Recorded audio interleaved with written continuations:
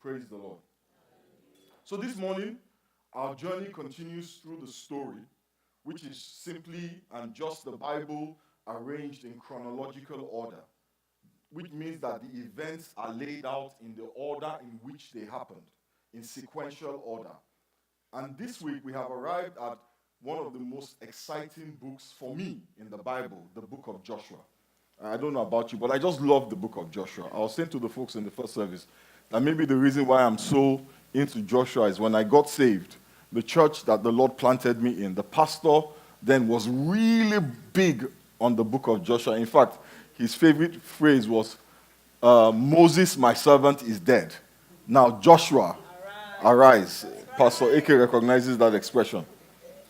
Hallelujah. What makes Joshua so powerful is that it shows us, it teaches us that our best days are ahead of us. Amen. You know, it shows us that no matter where we are today, there is hope that tomorrow will be better. Amen? Amen? You know, maybe you find yourself in a wilderness where things are dry, things are dusty, things are not the way you would like them to be. Maybe you feel you're going around in circles. You have a sense like you're not moving forward. You have a sense like things are just repeating themselves. You have not seen progress. You kind of feel like you're stagnating. The book of Joshua tells us that tomorrow will be better. Amen? Amen? What that book does is that it introduces us to a 7-year period of history in which the children of Israel were brought out of the wilderness and they occupied the promised land. I don't know what you're going through. I don't know where you are today. But I want to tell you that the Almighty God will bring you out of whatever wilderness you are in and bring you into your promised land. You will leave this wilderness. You will leave this adverse circumstance. You will leave this situation and enter into your promised land. And I don't know what that promised land is for you, but what Joshua tells us is that it is a certainty. Amen? Somebody shout hallelujah. Hallelujah. For the 7 years from when Joshua took over, the Hebrew people were untouchable.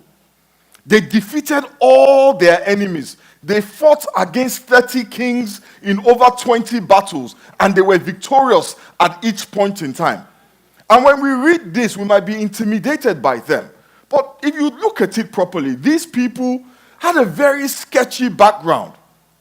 Abraham was a married man who slept with his maid. Jacob told too many lies and sold his birthright for a mess of pottage. Not even gourmet pottage, but a mess of pottage. Their benefactor, Joseph, who they looked up to, was an ex-convict and a former slave. Then they themselves, they spent 400 years in slavery. Don't you hear them say 400 years? Then after 400 years in slavery, they spent 40 years in the wilderness because of their unbelief. And what Joshua shows us is that despite their sketchy past, which was a consequence of some things that they did, a consequence of some of their mistakes, but some of those things were not their fault. But in spite of all of those things, the one that was their fault, the one that was not their fault, God still brought them into the promised land. He still delivered them from it all. Let me say that again. Despite your sketchy past, in spite of your mistakes, in spite of your history, your antecedents, your ancestors, God will bring you into your promised land. Let me say that again. Somebody who needed to hear was on their phone. So let me give you a second chance to hear. He said, despite your ancestors, despite your mistakes, despite your failings, your weaknesses, God will bring you into your promised land. Amen. You see, because Joshua and the Israelites listened and obeyed God, the Jordan River opened for them. The walls of Jericho came down for them. The sun stood still for them. And 31 kings were forced into early retirement. They entered the promised land and they received their inheritance. They began to inhabit farms that they had not built. They started to reap from land that they had not tilled. They harvested vineyards that they did not cultivate. Let me show you how the Bible describes it. In Joshua chapter 21, verse 43. The Bible says, so the Lord gave to Israel all the land, not some of the land, all the land which he had sworn to give their fathers. And they took possession of it, and they dwelt in it. The Lord gave them rest all around, according to all that he had sworn to their fathers. And not a man of all their enemies stood against them. The Lord delivered all their enemies into their hand. Not a word failed of any good thing which the Lord had spoken to the house of Israel. All came to pass. Every word that the Lord had spoken to the house of Israel, the Bible says all of it came to pass. The wilderness will give way to your promised land. Say amen. Winter will give way to spring for you. And even though weeping may endure for a night, the Bible says that joy, touch your neighbor, say joy. Tell your neighbor, cometh. Joy cometh. The Bible says joy cometh in the morning. Every promise of God over your life, the Bible says it will come to pass. You know, the book of Joshua is a book of history, yeah. But it also reveals to us the mind and the ways of God. The lesson that I take from this book is that God will bring you into your new season. No matter how harsh this season is, no matter how tough it is, no matter how permanent it has started to seem, I want to assure you that God will bring you out of the wilderness and walk you into his promises for your life. But all of this is not done because we conquered the land. It is done because we received the land as a promise from God. You know, a key word to remember in this book is the word inheritance. The word inheritance appears 51 times. The primary theme of the book is that you receive your inheritance. Receive what God has given you. In the verses we have just read, the Bible says the Lord gave them rest all around. The Lord delivered their enemies into their hand. Not a word failed of anything, good thing, which the Lord had promised them. The responsibility was on God. Joshua chapter 1 verse 2 says, arise. Touch your neighbor, say arise. Arise. Tell your neighbor, arise. It says, go over this Jordan, you and all these people, to the land which I am giving them. God gave them the land. Verse 3 says, every place that the sole of your foot shall tread upon, I have given you, as I said to Moses. From the wilderness and this Lebanon, as far as the great river, the river Euphrates, all the land of the Hittites, and to the great sea, toward the going down of the sun, shall be your territory. And in chapter 24 of Joshua, he says, so Joshua let the people depart, each man, each person, to his own inheritance. You will depart into your inheritance. Amen. Now, we're talking about all these things. I just want us to be clear. I want us to get the context. Remember that it was just a generation before that these people were slaves. Yeah? So we're not talking about people who, went to military school, who studied economics, who understood management. They were slaves. Their confidence had been shattered. Their self-esteem had been destroyed.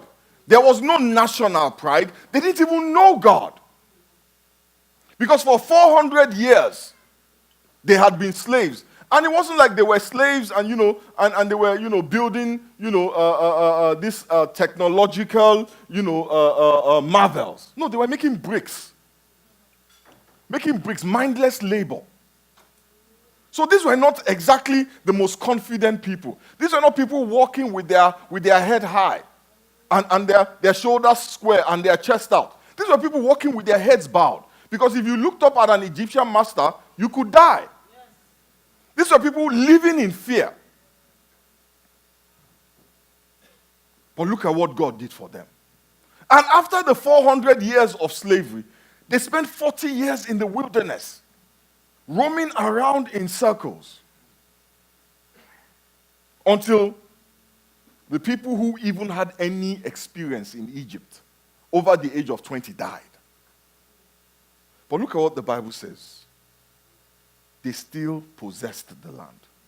And the only way that they could have possessed that land, because they didn't have skill, they didn't have talent, they didn't know military strategy, was if the Lord gave it to them. They could not have taken it by themselves. The Lord had to give it to them. You see, the land of Canaan was promised to Abraham, and his heirs inherited that promise from him.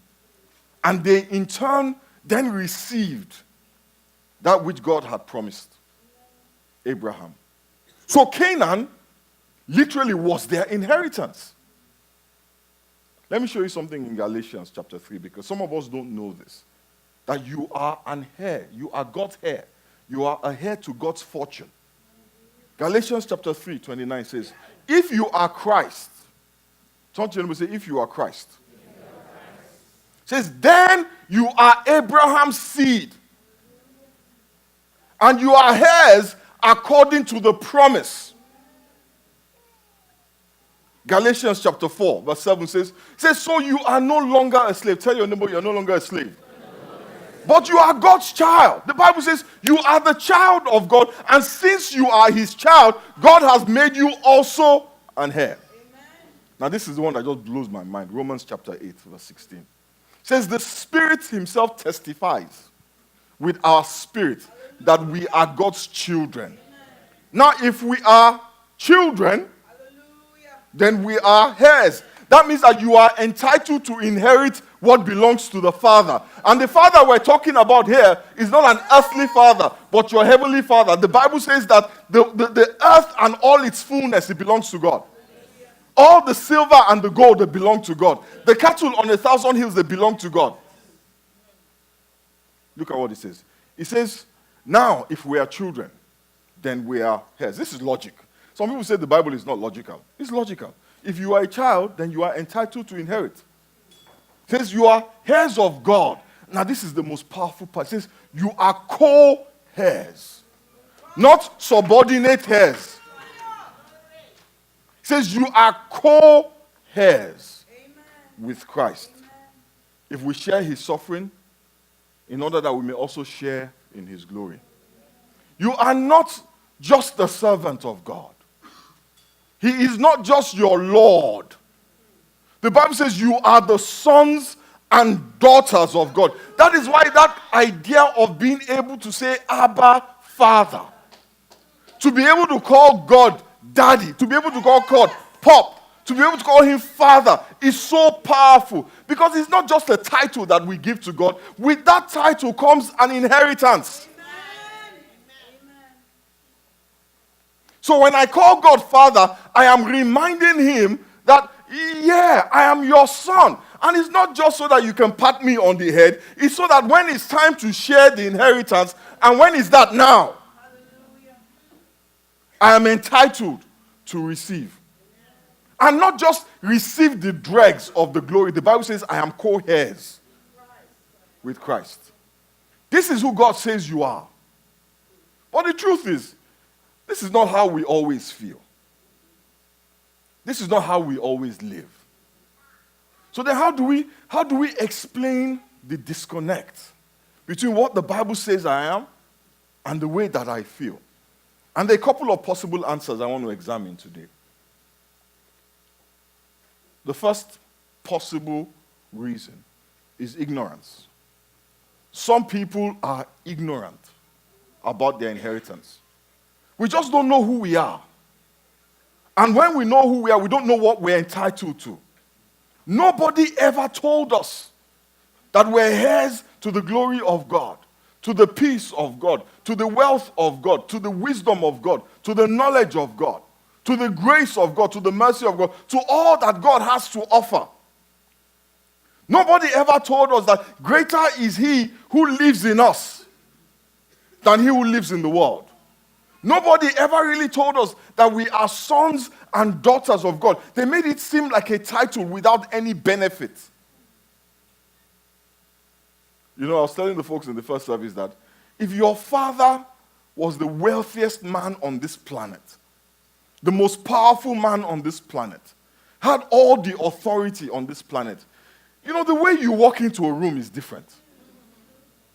When you are faced with a challenge, because even the children of the rich and powerful have challenges, the way you approach your challenge is different, yeah? It's like Malia Obama. Amen? When her father was president, now things have changed a bit. But when her father was president, you know, she didn't stand in front of obstacles well, perhaps, maybe, you know. She's like, please, can you open the door? And when they're like, who are you? I am Malia Obama. When there is a threat, she doesn't shake because she knows that there are some angels, Secret Service men, fully armed, standing by her side. So all she does when the threat comes is step back and they step forward. Because she knows who she is. Who are you? And what are you entitled to? You know, we mix up so many things. A little bit of scripture, a little bit of Facebook, a little bit of Socrates, a little bit of Benjamin Franklin, a little bit of Aristotle, a little bit of what your father said, a little bit of what the elders say, a little bit of what your friend who was high said.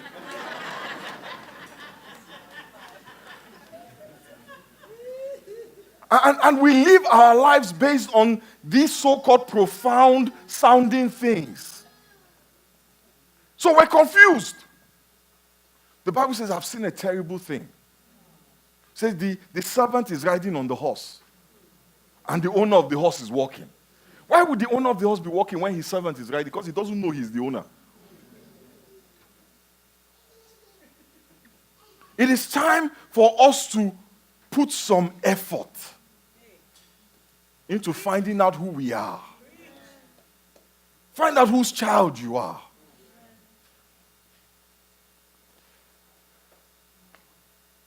You know, some people live with this assumption that the only reason why you are a Christian is so that you can go to heaven, so that you don't go to hell. That's why some people are postponing it. Have you ever heard that before? You know, I'm just going to live now. Just let me live. When I feel like I can nearly die. I have to stop. I have to stop with this thing. You know, I grew up using the word breath to describe dying. I have said it every day of my life, so please forgive me when I sometimes lapse into my... You know, the older you get, the more you go back to your childhood. Some people are waiting. Let me live my life. Once my joints start to ache, then I will give my life properly. Because the truth is, we think that Christianity is all about heaven and avoiding hell. And that is ignorance. Because the purpose of being a Christian is not only to go to heaven. It is so that you can be indwelt by heaven. It is so that you can be equipped, so that you can be grown, so that you can be developed to the point where God moves into you, reclaims every bit of you from the top to the bottom until you become a 2017 version of Jesus Christ. Amen. For some other people, there's a disconnect because they simply don't believe. They've heard all these things before. But we just don't believe that we have the inheritance. We don't see ourselves the way God sees us. We're so focused on how bad we were yesterday. And you know, when you think about how bad you were yesterday, or how bad you were on your way here, it is easier to accept that God will not bless you as a consequence of your badness than to believe that in spite of your badness. So we just accepted that, you know, I'm not entitled to anything. Changing is too hard. So let me just settle for what I can get in the context of how bad I am. What we forget is that when God looks at us, He sees us through Christ-tinted glasses. And this is what happened when the Israelites, with Israelites and Moses, with the Israelites and Moses. Remember, the children of Israel could have entered the promised land 4 decades earlier than they did. 40 years earlier, they could have been there, harvesting vineyards they did not cultivate, eating grain they did not till. 40 years, they could have been in the promised land, but they were wandering in the wilderness. Look at what God said to Joshua in Joshua chapter 1, verse 3. It says, every place that the sole of your foot shall tread upon, I have given you, as I said to Moses. God was throwing shade at Moses. He was telling Joshua, that guy, I told him. But what did he do with it? Nothing. They wouldn't listen. They did not believe. But Joshua believed. And because he believed, he received the inheritance. Were there still challenges in taking the promised land? Absolutely. Absolutely. Now the fallacy, the error of the prosperity gospel is that being in the will of God absolves you from challenges. So once there are challenges, we start to question being in the will of God. And the harder the challenges, the deeper our questions. And when the challenges don't move, guess what we do? We step out of the will of God because we say it doesn't work. If you buy a car and you have an expectation that all you have to do is sit in the car and the car will move. You just sit there, put your hands in your pockets and just sit there. And the car will move. And you sit in the car. It's a Rolls Royce, what's that one? Ghost. And you are sitting in this Rolls Royce Ghost, all black. And you're like, it's a Rolls Royce. It should move. Because that is your expectation, right? And guess what? The Rolls Royce doesn't move. After about an hour or 2 hours, what are you going to do? You call the Rolls Royce dealership. Say, this car doesn't work. The problem is not with the car. The problem is with what is in your head.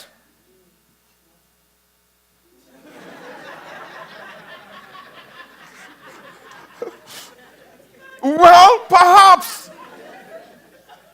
Because if you had read the manual, you would know that when you get in the Rolls Royce, you still have to start the car. The engine still needs to work. Even though you are in the will of God, you will still have challenges. They still had to cross the Jordan. And the Bible says Jordan was at its flood stage. All the flood warnings were out. The water was at its highest level. And when he looked at the river, I'm sure his eyes told him, this is impossible. But he chose to trust in the promises of God. So he stepped into the river. And the Bible says the river parted. When they came out of the river, what did they see? Milk and honey. Enjoyment. The good life. Finally, 40 years. Finally, we've crossed the Jordan. Oh, what a miracle working God. Always by my side, by my side, by my side. Just before they break out the champagne, somebody says, look up. What do they see? The walls of Jericho, blotting out the sun because they're so big. From one problem, literally from the frying pan to the fire. And again, Christians need to understand the way life works. The fact that you just got delivered from one does not mean you will not enter another. And that is the nature of life. You get a job, all of a sudden there's no car to get you to work. Then you start to say to yourself, was it God that gave me this job? Was it God that gave me this job? You get a great job. And the person who is your direct supervisor is a grade A blessing. I don't know what you guys are thinking, but you all need to get your minds right. And you start asking yourself, did I take the wrong job? Joshua didn't ask, am I in the wrong land? When he saw the walls of Jericho, he didn't be like, how do we go back? The walls were massive. The challenge was humongous. But again, he chose to trust in the promises of God. And the walls of Jericho fell. Why? Because Joshua remembered that God had said, every place where the soles of your feet shall tread upon, I will give to you as your inheritance. They still had struggles, but the hand of God was constantly visible because they believed. Moses told the children of God that God brought us out from there to bring us in here. God brings you out to bring you in. He brought you out of a life of sin to bring you into a life of redemption. He didn't intend for the Israelites to get stuck in the wilderness. The wilderness was a pass-through. So whatever it is you are dealing with right now, you are passing through. It doesn't matter how long you have been in it. Understand this. In spite of your own unbelief, you will pass through. We need to let our mindset change. You see, when challenges come, you can choose to focus on those challenges. You can Google your challenges. What is the duration of this problem?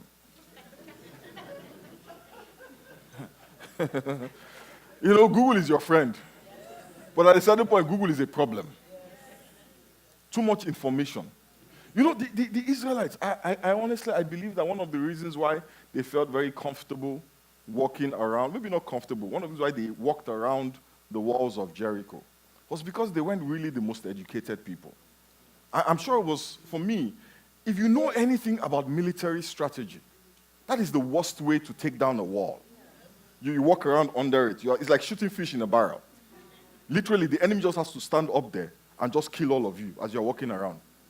But see, that's how you have to be with God, like a child who doesn't know too much, who has to trust what his father or his mother says as opposed to what Google says. They didn't have Google, so they couldn't Google how to take down the walls of Jericho. 2 million results, and then start sifting through. And the one whose website is the nicest, or the one whose website looks the most organized, this must be the right way. That's how we get messed up. We know the problem better than we know God.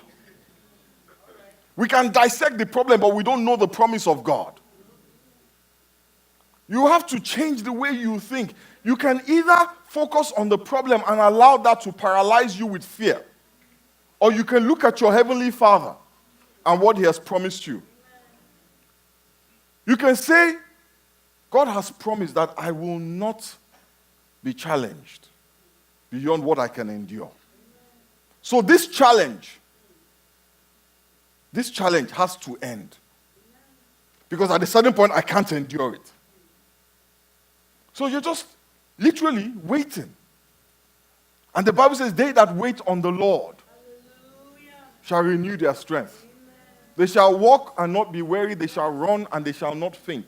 But they shall mount up on wings as eagles. The Bible says with every challenge, with every temptation, there's a way of escape. The same power that created the heavens and the earth is the same power that resides in you. And it's the same power that will help you face tomorrow. When the Jordan River roars at flood stage, remember what God said. When the walls of Jericho loom, remember what God said. When those kings start to flex their muscles, remember that God said, every place. Yes. He said he will give you the land of the Hittites. Every place where the soles of your feet tread, he will give it to you. It doesn't matter who was there before you. he will give it to you. So don't worry about whether you have enough strength or wisdom or knowledge to take it. Trust in the Lord. And sometimes the noise is not from outside, it's from inside us. Sometimes the Jordan that is roaring is the feeling of guilt and shame. The feelings of condemnation and dejection that comes from the memories of our past sins that tell us, no, we don't deserve to be blessed. We don't qualify to enter the promised land. We're not good enough. We're not holy enough. We don't sing loud enough. We don't pray long enough. We don't tithe enough. We don't give enough.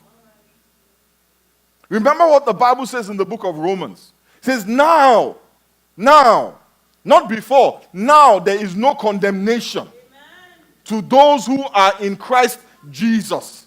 In Ephesians, it says, we are saved by grace, through faith, not by works, so that nobody can boast.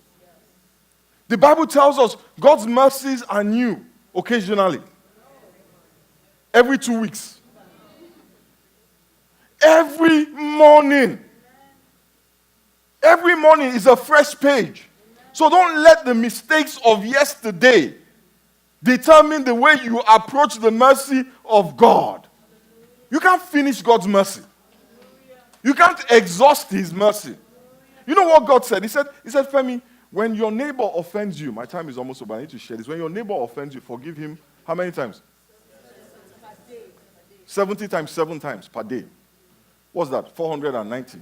490 times per day. Now, this is the standard that God set for me, Femi. And he said he has made me a little lower than God. So if his standard for me is 490 times per day, what is his own standard? So forgiveness, you can't exhaust God's mercy. I don't know a human being that can offend me 490 times a day. I don't. I used to think marriage could try it. Marriage is the closest, but no matter how bad he is, he can't offend you 490. Let me tell you what happens. You carry one thing over the whole day. It's not 490 new sins. And no matter how bad you are, you cannot sin 490 times in one day. And even if you did, his mercy is available. The Bible says they are new every morning. He doesn't carry over mercy. Say, oh, you used 60% yesterday, so you have only 40% left today. It's not like your AT&T rollover minutes. Let me close with this, because my time is up. In John chapter 4, verse 17, the Bible says, we are like Jesus. Here on earth, we are like Jesus. You know what that means? It means that when we pray, God listens to us like he would listen to Jesus. When we speak out against the devil must leave, just as he did when Jesus spoke. And all Jesus said was, it is written. Listen, you're not an ordinary person. There is something that is different about you. You have a godly inheritance. You have to start to say no to all those voices who are challenging who you are, who are poking their fingers in your chest and say, who are you? You need to be able to say, I am a son of the Most High God. Get thee behind me. When that voice is inside of you, you need to say to that voice, I am saved not by my works, but by grace through my faith. And even when I am unfaithful, God is faithful. The message of Joshua is a message of hope. It's a message that says God believes in you. Even when you stumble, even when you fall, he believes in you. And he will take you into your inheritance. Let us bow our heads and pray.